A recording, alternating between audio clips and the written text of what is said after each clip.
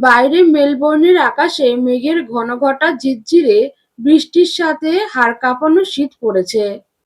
ঘরের ভেতরে এক অদ্ভুত নিস্তব্ধতা, যা আয়াতের বুকের ভেতরটা কেমন যেন ভারী করে তুলছে। আরবান নিজের স্টাডি রুমের ল্যাপটপে ডুবে আছে। কাজের চাপে তার কপালে স্পষ্ট ভাঁজ। মাঝে মাঝেই কাউকে কল দিয়ে গম্ভীর গলায় ইংরেজিতে ঝাড়ছে। মানুষটার কণ্ঠস্বর এমন এক কর্তৃত্ব আর কাঠিন্য আছে, যা শুনলে যে কেউ কেঁপে উঠবে। আয়াত কয়েকবার দরজার আড়াল থেকে উকি দিলেও তার সাথে গিয়ে কথা বলার সাহস বা ইচ্ছা কোনোটাই হলো না। সে একরাশ বিরক্তি নিয়ে ড্রয়িং রুমে গিয়ে বসলো। সোফায় হেলান দিয়ে দ্য অ্যালকেমিস্ট বইটা হাতে নিল সে। যদিও বইয়ের পাতায় চোখ থাকলেও মনটা বারবার উপরের ওই বদ্ধ দরজায় গিয়ে আছাড় খাচ্ছিল। তার ভীষণ জানতে ইচ্ছা করছে, এই মানুষটা আদতে কেমন, কখনো বজ্রকঠিন, কখনো আবার বড্ড শিশুতোষ। যে লোকটা তাকে ডিভোর্স দিতে বাংলাদেশে গিয়েছিল, আজ তার ব্যবহার দেখলে মনে হয় যেন আয়াতই তার পৃথিবীর কেন্দ্রবিন্দু। একটা ছোট্ট আংটি যে 12 বছর ধরে হৃদয়ে আগলে রেখেছিল, যার জন্য লেকের বরফ শীতল পানিতে ঝাঁপ দিতে দুবার ভাবে না, সে মানুষটা কেন তাকে শুরুতে ওভাবে প্রত্যাখ্যান করেছিল? কেন তার সাথে এমন রুক্ষ ব্যবহার করেছিল? শত সংশয় আর দ্বিধা নিয়ে আয়াতের মন যখন বইয়ের পাতায় নিমগ্ন হওয়ার ব্যর্থ চেষ্টা করেছে, ঠিক তখন একরাশ শীতলতা আর দামি পুরুষালী পারফিউমের ঘ্রাণ নিয়ে আরবান ড্রয়িং রুমে প্রবেশ করল। কোনো ভূমিকা ছাড়াই সে ধপ করে আয়াতের কোলের ওপর মাথা রেখে শুয়ে পড়ল। আকস্মিক এই স্পর্শে আয়াতের পুরো শরীর যেন জমে বরফ হয়ে গেল। শিরদাঁড়া দিয়ে এক তীব্র শিহরণ বয়ে গেল তার। হাতের বইটা স্থির হয়ে রইল। সে নিজের অবাধ্য হৃৎস্পন্দনকে কোনোমতে সামলে নিয়ে আড়ষ্ট গলায় বলল, এটা কেমন বেয়াদবি আরভান! সভ্য মানুষের মতো উঠে বসুন। আরভান চোখ বন্ধ রাখা অবস্থাতেই এক চিলতে ম্লান হাসি হাসল। অত্যন্ত ক্লান্ত আর ভাঙা গলায় সে বলল, তুমি বড্ড নিষ্ঠুর আয়াত। সেদিন বাংলাদেশের সেই পুকুরের পানির সামান্য ছোঁয়াতেই আমার গায়ে ধুম জ্বর উঠেছিল। তোমার কি একবারও মনে হলো না, আজ এই বরফ শীতল লেকের পানিতে পুরোপুরি ভিজে সেই একই ঘটনার পুনরাবৃত্তি হতে পারে? তোমার কি একটুও মায়া হয় না এই মানুষটার প্রতি? আরবানের গলার সেই শান্ত অথচ গভীর অভিমান আয়াতের বুকের ঠিক মাঝখানে গিয়ে সজোরে বিঁধল। এমন নিবিড় আর সরাসরি অভিযোগ সে আগে কখনো শোনেনি। যেন কোনো অবুঝ বালক তার সবটুকু অধিকার নিয়ে প্রিয় মানুষের কাছে নালিশ করছে। আরবানের এই কোমল রূপটা আয়াতের কাছে একদমই অচেনা। আয়াতের ভেতরের সব জেদ মুহূর্তেই এক অদ্ভুত মায়ায় রূপ নিল। সে কাঁপা কাঁপা হাতে আরবানের কপালে হাত দিয়ে মাত্র দেখার চেষ্টা করল। কপালটা সামান্য তপ্ত মনে হওয়ায় সে দ্রুত হাত সরিয়ে নিতে চাইল। ঠিক তখনই আরবান চোখের পলকে তার হাতটা শক্ত করে আঁকড়ে ধরল। সে আয়াতের আঙুলের ফাঁকে নিজের আঙুলগুলো নিবিড়ভাবে গেঁথে নিয়ে হাতটা নিজের প্রশস্ত বুকের বাম পাশে ঠিক হৃৎপিণ্ডের ওপর চেপে ধরল। আয়াত স্তব্ধ হয়ে আরবানের শান্ত মুখের দিকে তাকিয়ে রইল। মানুষটার হৃৎস্পন্দন আজ বড্ড অস্বাভাবিক গতিতে ছুটছে। ঠিক তখনই আরবান চোখ না মেলেই ঠোঁটের কোণে মৃদু হাসি ফুটিয়ে ফিসফিস করে বলল, ওভাবে একদৃষ্টিতে তাকিয়ে থাকলে কিন্তু প্রেমে পড়ে যাবেন ম্যাডাম। যাকে বলে একদম হেড ওভার হিলস লাভ। আয়াত একদম থতমত খেয়ে গেল। ঝটকা দিয়ে হাত ছাড়িয়ে নিয়ে বলল, স্বপ্ন দেখা বন্ধ করুন। আপনার মতো দ্বিচারী লোকের প্রেমে পড়ার মতো রুচি আমার অন্তত নেই। আরবান শুয়ে থেকেই আয়াতের মুখটা নিজের একদম কাছে টেনে আনলো। ঝুঁকে পড়া আয়াতের অবাধ্য হয়ে ঝুলে থাকা চুলগুলো বড় যত্নে কানের পিছে গুজে দিয়ে ফিসফিস করে বলল, তুমি আমার প্রেমে অলরেডি পড়ে গেছো আয়াত। তুমি শুধু এই জেদি মনটার কাছে হার স্বীকার করছো না। দেখো, একদিন এই জেদ ঠিকই ভেঙে যাবে। সেদিন হয়তো আমায় না দেখে এক মুহূর্তও থাকতে পারবে না। তোমার এই কাজল কালো চোখের সবটুকু আকুতি শুধু এই আরমানের জন্যই বরাদ্দ থাকবে। আয়াত জেদ ধরে বলল, কখনোই না। আপনার আত্মবিশ্বাসটা বড্ড বেশি। আপনি তো আমাকে ডিভোর্স দিতে বাংলাদেশে গিয়েছিলেন, কত নাটক করেছিলেন। তাহলে এখন সেই ডিভোর্সের কথা মুখে আনছেন না কেন? এখন এই প্রেমের অভিনয় করছেন কেন? আমাকে মুক্তি দিয়ে আপনি নিজে কেন আপনার তথাকথিত স্বাধীন জীবনে ফিরে যাচ্ছেন না?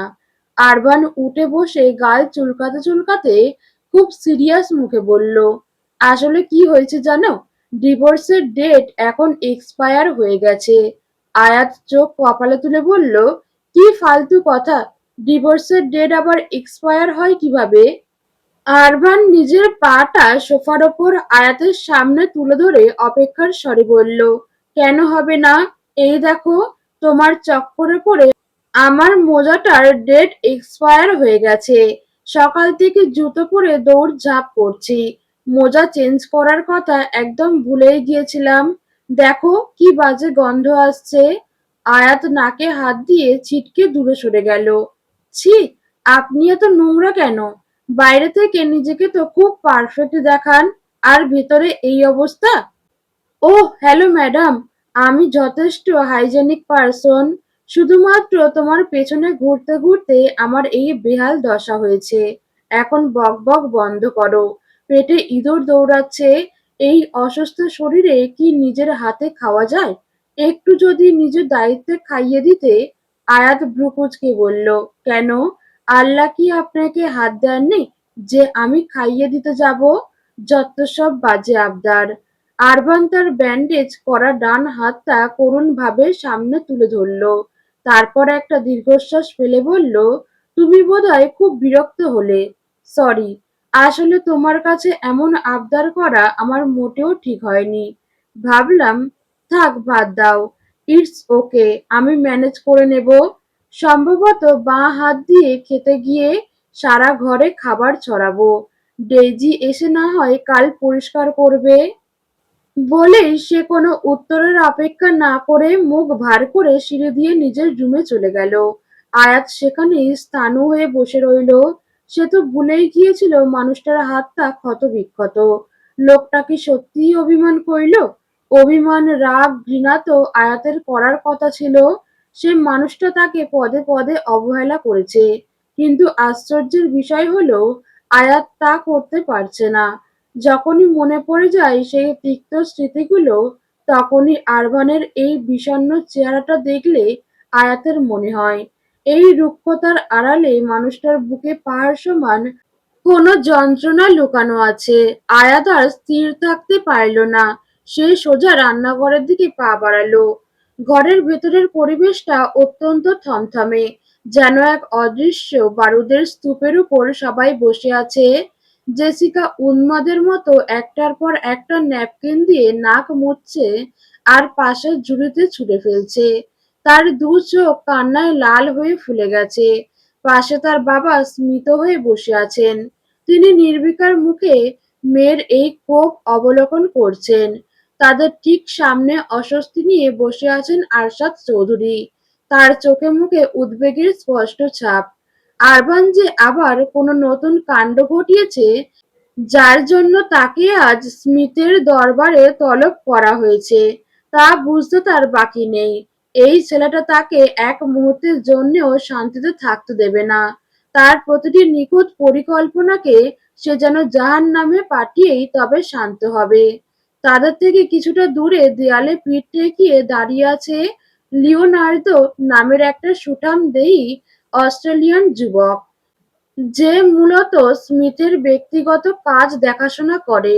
লিওনার্দের দৃষ্টি জেসিকার উপর স্থির। তার নীল চোখের মণিকোঠায় এক অদ্ভুত যন্ত্রণার প্রতিফলন। জেসিকার চোখের প্রতিটি ফোঁটা পানি যেন লিওনার্দের হৃদয়ে তপ্ত সীসার মতো বিঁধছে। লিওনার্দের বুকটা এক অব্যক্ত হাহাকারে ভরে উঠলেও সে নিস্পন্দন পাথরের মতো নীরব দর্শক হয়ে দাঁড়িয়ে রইল। জেসিকা ফোঁপাতে ফোঁপাতে বলল, আঙ্কেল, আরভান আজ আবারও আমাকে সবার সামনে চরম অপমান করেছে। এমনকি সে আমাকে হুমকি দিয়েছে যে সে আমার এমন অবস্থা করবে যাতে আমার ড্যাডও আমাকে খুঁজে পাবে না। আরশিদ আঙ্কেল, আপনি বলেছিলেন আরবান আয়াতকে ডিভোর্স দিয়ে আমাকে বিয়ে করবে। তাহলে এখন কি হচ্ছে এসব? আরবান ওই তুচ্ছ মেয়েটার প্রতি দিন দিন দুর্বল হয়ে যাচ্ছে। স্মিত তার শীতল দৃষ্টি আরশাদ চৌধুরীর ওপর স্থির করে বললেন, দেখো আরশাদ, আমাদের পুরনো বন্ধুত্ব আর আমার মেয়ের মুখের দিকে তাকিয়ে আমি আরবানকে অনেক ছাড় দিয়েছি, কিন্তু আর নয়। তার কলিজা কত বড় যে সে আমার মেয়েকে হুমকি দেয়। আমি স্মিথ যদি একবার আঙুল ঘোরাই, তবে তোমার ছেলেকে পৃথিবীর কোথাও খুঁজে পাওয়া যাবে না। আমার মেয়ের চোখের পানির দাম ওকে দিতেই হবে। আরশাদ চৌধুরীর মস্তিষ্ক তখন দ্রুত কাজ করছে। পরিস্থিতি হাতের বাইরে চলে যাচ্ছে দেখে সে শেষ চালটি চালল। সে জেসিকার দিকে তাকিয়ে ধূর্ততার সাথে বলল, আরবান আমার ছেলে হলেও সে চরম ভুল করেছে। সে নিজের জেদের বশবর্তী হয়ে সত্যটা দেখতে চাইছে না। তবে জেসিকা, তুমি কি সত্যিই এমন একটা ছেলেকে নিজের করতে চাও যার জীবন ঝুঁকির মুখে? জেসিকা আরশাদের চোখে চোখ রেখে দৃঢ় কণ্ঠে বলল, আরবান যতদিন এই দুনিয়ায় বেঁচে থাকবে শুধু আমার হয়েই থাকবে। আমার নজর যখন ওকে একবার খুঁজে নিয়েছে, তখন আমার চোখের সামনে থেকে তখন কোনো মেয়ে ওকে কেড়ে নেবে, এটা আমি কখনো হতে দেব না। প্রয়োজনে আমি যে কোনো সীমা অতিক্রম করতে পারি, এমনকি মৃত্যুকে আলিঙ্গন করতেও আমার দ্বিধা নেই, যদি সেটা আরভানকে পাওয়ার জন্য হয়। আরশাদ চৌধুরী যেন এই কথাটার জন্যই অপেক্ষা করছিলেন। তিনি এক মুহূর্ত দেরি না করে বললেন, তাহলে এবার তোমাকে সরাসরি আয়াতের দিকে নজর দিতে হবে। আয়াতকে কেন্দ্র করে এমন এক জাল বুনতে হবে যাতে আরবান নিজেই তোমার কাছে ধরা দিতে বাধ্য হয়। একমাত্র আয়াতকে ব্যবহার করেই তুমি আরবানকে নিজের বশে আনতে পারবে। কারণ আরবানের দুর্বলতা এখন ওই মেয়েটাই। আরশাদ চৌধুরীর এই চতুর ইশারা বুঝতে সেখানে বসা নিষ্ঠুর লোকগুলোর আর বাকি রইল না। সবার ঠোঁটের কোণে এক পৈশাচিক হাসি ফুটে উঠল। লিওনার্দের এই কুচক্রী আলোচনা সহ্য করতে না পেরে রুম থেকে বেরিয়ে গেল। জেসিকা কিছুক্ষণ পর বিদায় নিয়ে রুম থেকে বের হতেই করিডোরে লিওনার্দো তার সামনে এসে দাঁড়ালো। জেসিকা বিরক্তিতে ভ্রু কুঁচকে বলল, সামনে থেকে সরো লিওনার্দো, এভাবে পদ আটকে দাঁড়ানোর মানে কি? লিওনার্দো হঠাৎ এক ঝটকায় জেসিকাকে দেয়ালের সাথে চেপে ধরল। জেসিকার ঘাড়ের কাছে মুখ গুজে দিয়ে এক গাঢ় তপ্ত স্বরে বলল, এসব কেন করছো জেসি? কেন এতটা বেহায়া হচ্ছ? যে ছেলে তোমাকে সবার সামনে বারবার অপমান করে, এমনকি চর মারতেও দ্বিধা করে না, তাকে পাওয়ার জন্য তোমার এত জেদ কেন? অথচ তোমার সামনে একজন বছরের পর বছর ধরে তিলে তিলে শেষ হয়ে যাচ্ছে, সেটা কি তোমার নজরে পড়ে না? আমার এই নীরব ভালোবাসা কি তোমার কাছে এতটাই মূল্যহীন? মুহূর্তেই জেসিকার মুখের রং বদলে গেল। অপমানে তার শরীর কাঁপতে লাগলো। সে সর্বশক্তি দিয়ে লিওনার্দোকে ধাক্কা দিয়ে সরিয়ে তার গালে সজোরে এক চড় বসিয়ে দিল। তীক্ষ্ণ স্বরে বলল, একজন সামান্য কর্মচারী হয়ে মালিকের মেয়েকে নিয়ে আকাশ কুসুম স্বপ্ন দেখছিস তুই? তোর দুঃসাহস দেখে আমি অবাক হচ্ছি লিওনার্দো।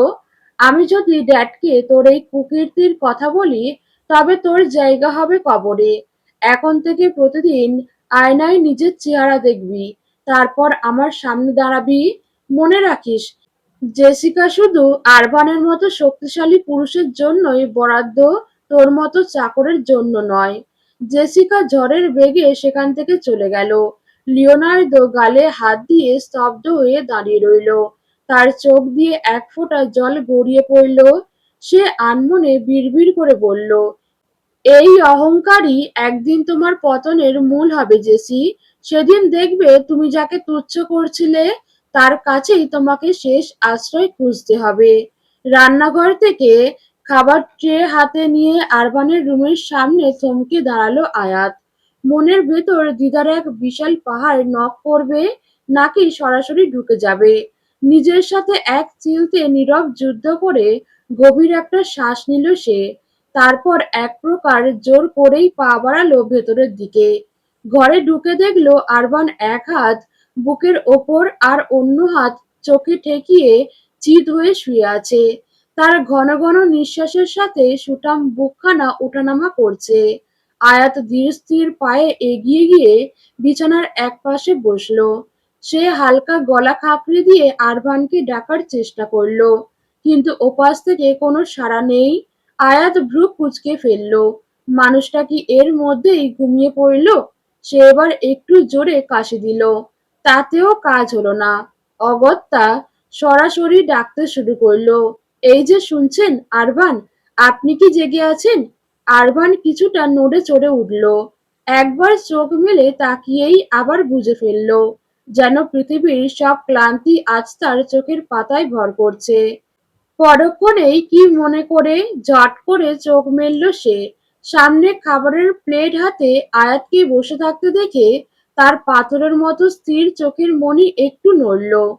আরভান ধীর লয়ে উঠে বসে পিঠ ঠেকালো বিছানার হেডবোর্ডে।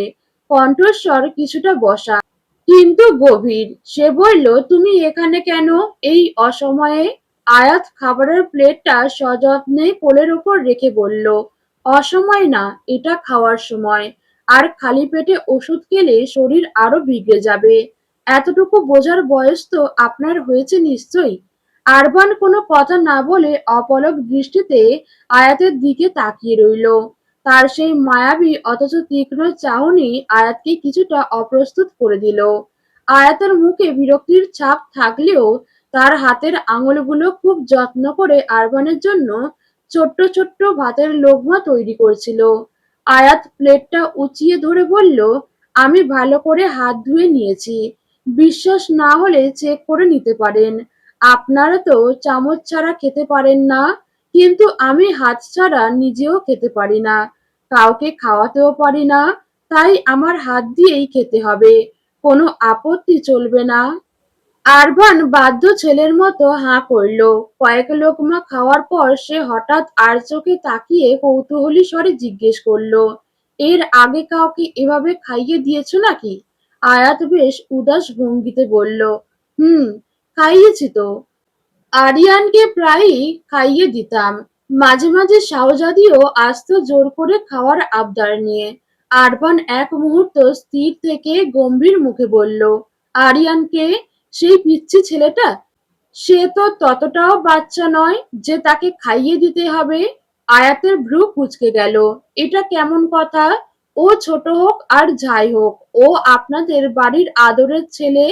আরবান এবার চিবিয়ে চিবিয়ে বলল, যে যারই হোক না কেন, নেক্সট টাইম থেকে এই আদর বিতরণ সেবাটা সবার জন্য বন্ধ। বিশেষ করে কোনো পুরুষের জন্য এই হাতের ছোঁয়া বরাদ্দ রাখা আমার একদমই পছন্দ নয়, সে ছোট ভাই হোক বা রক্তের আত্মীয়। আয়াত থতমত খেয়ে বলল, তার মানে আপনি কি এখন আমাকে আপনার সেবা থেকেও বরখাস্ত করছেন? আপনি চাইলে আমি এক্ষুনি চলে যেতে পারি। আরবান আয়াতের কবজিটা আলতো করে ধরে নিজের দিকে টেনে বলল, বরখাস্ত নয় আয়াত, আমি তোমাকে শুধু আমার জন্য সংরক্ষিত করতে চাইছি। আয়াত আর কথা বাড়ালো না। এই কয়েকদিনে এই মানুষটার অদ্ভুত অধিকারবোধ মাখানো কথাগুলো তার কানে সয়ে গেছে। খাবার শেষে আয়াত আরবানের দিকে পানি এগিয়ে দিল। পাশে রাখা ওষুধগুলো হাতে নিয়ে শান্ত স্বরে বলল, আপনাকে একটা প্রশ্ন করতে চাই। জানি না উত্তর পাবো কিনা, তবুও করছি। আপনি কি সত্যিই আমাকে ডিভোর্স দিতে চেয়েছিলেন, নাকি সবটাই কোনো সাজানো নাটক ছিল? আরভান দীর্ঘশ্বাস ফেলে ধীরস্থির গলায় বলল, হুম, সত্যিই চেয়েছিলাম, তোমাকে মুক্তি দিতে চেয়েছিলাম। আয়াত ব্যথিত হৃদয়ে জানতে চাইল, কেন? সব প্রশ্নের উত্তর এখন পাওয়ার চেষ্টা করো না আয়াত।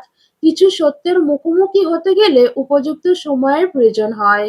অসময়ে কোনো সত্য জানলে সেটা হজম করার শক্তি তোমার নাও থাকতে পারে। আয়াত রেগে গিয়ে বলল, আপনার এই রহস্যময় কথাগুলো আমি একদম সহ্য করতে পারি না। মনে হয় সব সময় কোনো গোলকধাঁধায় ফেলে রেখেছেন আমায়। তা এখনো কি সেই ডিভোর্সটা দিতে চান? আরবান এবার আয়াতের চোখের গভীরে তাকিয়ে মাথা নাড়ল। না, এখন আর চাই না। এখন কেন চান না? কারণ আমি বড্ড স্বার্থপর হয়ে গেছি আয়াত। ঝঞ্ঝা বিক্ষুব্ধ এই জীবনে একটু আলোর ছোঁয়া পেলে কেই বা তাকে ছেড়ে দিতে চায় বলো? আয়াত নিজেকে কিছুটা সামলে নিয়ে বলল, যদি বললি আমি এখনো সেই ডিভোর্সই চাই। আরবান তখন টেবিল থেকে একটা ওষুধ তুলে নিচ্ছিল। আরবানের কথায় তার হাত একটু স্থির হলো। তারপর স্বাভাবিক ভঙ্গিতে বলল, চাইলেই কি আর সব পাওয়া যায়? আমি যখন চেয়েছিলাম তুমি দিতে চাওনি, তেমনি তুমি চাইলে এখন আমি দিচ্ছি না। হিসাব সমান। আয়াত কিছুটা বিভ্রান্ত হয়ে দেখল আরবান একটা ওষুধ হাতে নিচ্ছে। সে জিজ্ঞেস করলো, ওটা কিসের ওষুধ? আরবান ওষুধটা মুহূর্তেই মুখে দিয়ে গিলে ফেলল। ব্যথার। ডাক্তার আপনাকে ব্যথার জন্য এতগুলো ওষুধ দিয়েছে। সে কি আদেও ডাক্তার নাকি অন্য কিছু? আরবান এবার শব্দ করে হেসে উঠল। আপনি আপনার ডাক্তারিটা বন্ধ করে নিজের পড়ায় মন দিন ম্যাডাম। আমার ডাক্তার খুব ভালো করেই জানে আমার ব্যথাটা ঠিক কোথায়। আয়াত রেগে গজগজ করে ট্রে গোছাতে শুরু করলো। বিড়বিড় করে বলল, অসভ্য লোক। যতই যার জন্য করি না কেন শেষমেশ কোনো অধিকারই থাকে না। আরবান বিছানায় গা এলিয়ে দিল। তার ঠোঁটের কোণে এক চিলতে দুষ্টুমি হাসি। সে বলল, আমার ওপর তো তোমার অধিকার অনেক। যেমন ধরো, আমি যেহেতু এখন অসুস্থ আর বাইরেও প্রচন্ড শীত, তাই তুমি চাইলে আজ রাতে আমার এই বিশাল বিছানার একপাশে এক চিলতে জায়গা। কথাটা শেষ হওয়ার আগেই আয়াত পাশের একটা বালিশ তুলে আরবানের মুখের ওপর সজোরে ছুঁড়ে মারল। রাগে আর লজ্জায় মুখ লাল করে সে বলল, আপনি একটা আস্ত অসভ্য পিশাচ। অসুস্থতার সুযোগ নিয়ে মতলব খোঁজা হচ্ছে। আপনাকে দয়া করতে আসাই আমার বড় ভুল হয়েছে। আমি বারবার একই ভুল করছি। আয়াত দ্রুত প্লেট নিয়ে রুম থেকে বেরিয়ে গেল। পেছনে শোনা গেল আরবানের হাসির শব্দ। করিডোরে দাঁড়িয়ে আয়াত নিজের উত্তপ্ত গালে হাত দিল। এই লোকটা কি সত্যিই তাকে ভালোবাসে, নাকি কেবলই হৃদয়ের সাথে খেলা করছে? আয়াতের মনের ভেতরে এখন হাজারো প্রশ্নের মেলা, কিন্তু সেই ভরাট কণ্ঠের মায়াটা সে কোনোভাবেই এড়াতে পারছে না।